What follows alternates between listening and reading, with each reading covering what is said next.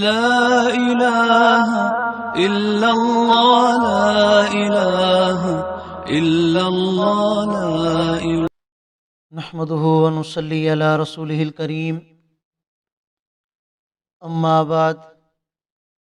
فاعوذ بالله من الشيطان الرجيم بسم الله الرحمن الرحيم الله يبدأ الخلق ثم يعيده ثم إليه ترجعون ويوم تقوم الساعة يبلس المجرمون صدق اللہ العظیم۔ سورۃ الروم کی آیت نمبر 11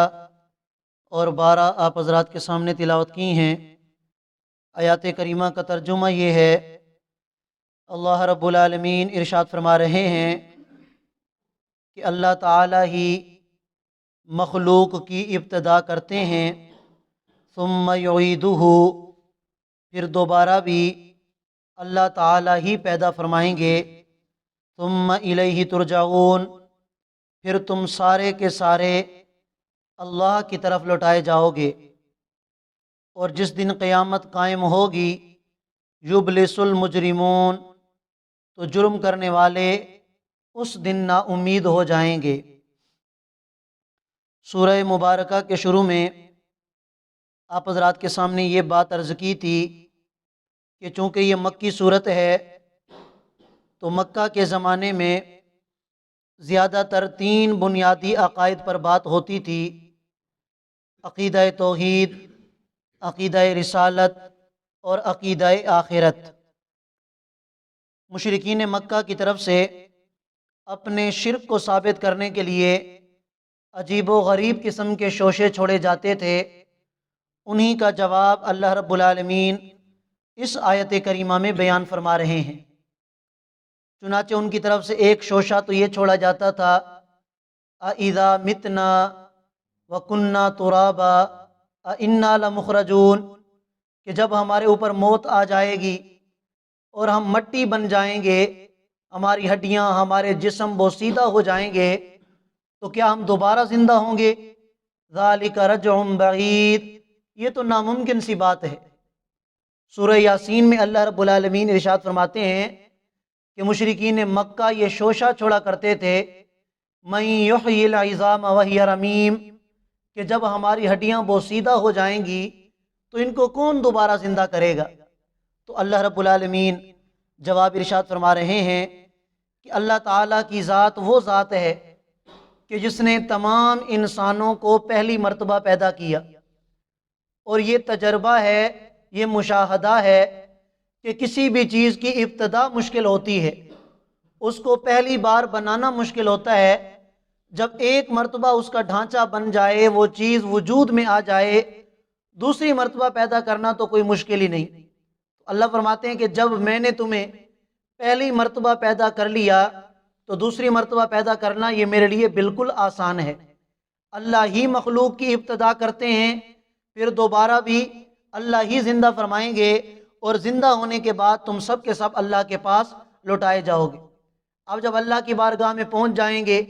اس وقت ان مشرکوں کو پتہ چلے گا کہ ہم تو یہ کہتے تھے دوبارہ زندہ نہیں ہوں گے، یہ تو ہم دوبارہ زندہ ہو گئے۔ اس دن اللہ فرماتے ہیں یہ مجرم لوگ، یہ مشرک لوگ نا امید ہو جائیں گے۔ نا امید کیوں ہوں گے؟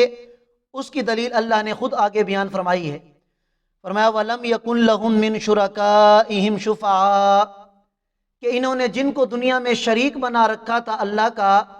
جنہیں یہ شریک مانتے تھے اللہ کی ذات و صفات میں، کل کو قیامت کے دن وہ ان کی سفارش نہیں کریں گے، اس لیے کہ سفارش تو کل کو قیامت کے دن وہ کر سکے گا جسے اللہ اجازت دیں گے۔ اللہ کی اجازت کے بغیر تو کوئی سفارش کر نہیں سکتا، کوئی کسی کی مدد کر نہیں سکتا، کسی کی شفاعت کر نہیں سکتا، اور انہوں نے اللہ کی ذات و صفات میں شریک بنا کر اللہ کو ناراض کر دیا، اور اللہ کی اجازت کے بغیر کوئی سفارش کر نہیں سکتا۔ جب اللہ ناراض ہوں گے تو ان کے حق میں اللہ تعالیٰ کسی کو بھی اجازت عطا نہیں فرمائیں گے کہ ان کی طرف سے کوئی سفارش کرے یا ان کی کوئی مدد کرے۔ تو فرمایا کہ کوئی بھی شریک ان کی سفارش نہیں کرے گا۔ وَكَانُوا بِشُرَكَائِهِمْ كَافِرِينَ، اور یہ خود اپنے شرکاء کا انکار کر دیں گے کہ ہم نے تو شرک کیا ہی نہیں تھا، واللہ ربنا ما کننا مشرکین، یہ اللہ کی قسمیں اٹھائیں گے اللہ کی بارگاہ میں، اے ہمارے رب ہمیں آپ کی قسم ہے ہم نے دنیا میں شرک کیا ہی نہیں تھا۔ اللہ کی بارگاہ میں مکر جائیں گے، ادھر کہہ دیں گے کہ ہم نے تو شرک کیا ہی نہیں تھا۔ اللہ تعالیٰ تو ایک ایک چیز کو جاننے والے ہیں، اللہ تعالیٰ کے پاس تو لکھی ہوئی بھی کوئی چیز نہ ہو فرشتوں کے ذریعے، ویسے بھی اللہ تعالیٰ حالات سے ہر ایک کے واقف ہیں۔ تو فرمایا وَيَوْمَ تَقُومُ السَّاعَةُ يَوْمَئِذٍ يَتَفَرَّقُونَ، اب اللہ تعالیٰ قیامت کے دن کیا کریں گے؟ سارے انسانوں کو گروہوں میں تقسیم کر دیں گے، ان کے اعمال کی بنیاد پر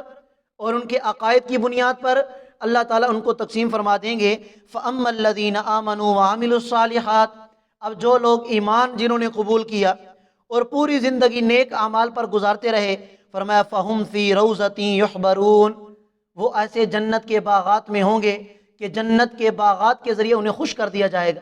اور اس خوشی ان کے چہروں سے پھوٹ رہی ہوگی، ان کے چہروں سے پتہ چل رہا ہوگا کہ یہ واقعی حقیقی معنوں میں خوش ہیں۔ وَأَمَّا الَّذِينَ كَفَرُوا، اور جن لوگوں نے کفر کیا ہوگا، وَكَذَّبُوا بِآيَاتِنَا، ہماری آیات کو جھٹلایا ہوگا، وَلِقَاءِ الْآخِرَةِ، اور آخرت کے دن کی جو ملاقات ہے اس کو جھٹلایا ہوگا، فَأُولَئِكَ فِي الْعَذَابِ مُحْضَرُونَ، ایسے لوگوں کو اللہ تعالیٰ عذاب میں گھیر لیں گے، ایسے لوگ عذاب میں گھیر لیے جائیں گے۔ فَسُبْحَانَ اللَّهِ، لہٰذا اے دنیا بھر کے انسانوں اور بالخصوص مسلمانوں، تم اللہ تعالیٰ کی تسبیح بیان کرو، حین تمسون، جب تمہارے اوپر شام آتی ہے، وحین تصبحون، اور جب تم صبح کرتے ہو، یعنی صبح و شام اللہ تعالیٰ کی تسبیح بیان کرنی چاہیے۔ وَلَهُ الْحَمْدُ فِي السَّمَاوَاتِ وَالْأَرْضِ، اور حمد و ثنا اسی کی ہوتی ہے زمینوں میں بھی اور آسمانوں میں بھی۔ وَعَشِيًّا وَحِينَ تُظْهِرُونَ، اور تم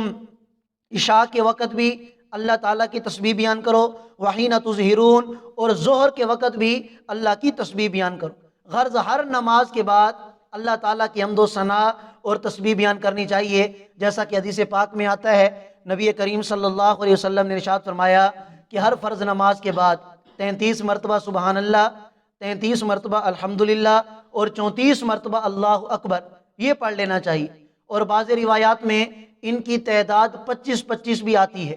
اور بعض روایات میں ان کی تعداد 10 بھی آتی ہے، 10 مرتبہ سبحان اللہ، 10 مرتبہ الحمدللہ، اور 10 مرتبہ اللہ اکبر۔ فرمایا یخرج الحی من المیت، اللہ وہ ذات ہیں کہ جو زندہ کو نکالتے ہیں مردہ سے، ویخرج المیت من الحی، اور مردہ کو نکالتے ہیں زندہ سے، زندہ سے مردہ کو نکالتے ہیں جیسے مرغی سے انڈا، اور پھر زندہ کو مردہ سے نکالتے ہیں جیسے اللہ تعالیٰ انڈے سے مرغی کے بچے کو نکال دیتے ہیں۔ وَيُحْيِي الْأَرْضَ بَعْدَ مَوْتِهَا، اور وہی اللہ مردہ زمین کو پانی کے ذریعے زندہ فرما دیتے ہیں۔ وَكَذَلِكَ تُخْرَجُونَ، اور اسی طرح اللہ تعالیٰ تمہیں بھی دوبارہ زندہ فرمائیں گے، تمہیں بھی مردہ ہونے کے بعد تمہارے اندر بھی اللہ تعالیٰ دوبارہ جان ڈال دیں گے، اور تمہیں دوبارہ زندہ کر کے اپنی بارگاہ میں لے جائیں گے، اور اپنی بارگاہ میں بلا کر اللہ تعالیٰ زندگی کے ایک ایک لمحے کا تم سے حساب لیں گے۔ تو جو تمہارے اعمال ہوں گے انہی کی بنا پر تمہارے حق میں فیصلہ کیا جائے گا۔ اللہ تعالیٰ ہم سب کو سمجھنے اور عمل کرنے کی توفیق عطا فرمائے۔ جزاکم اللہ خیر۔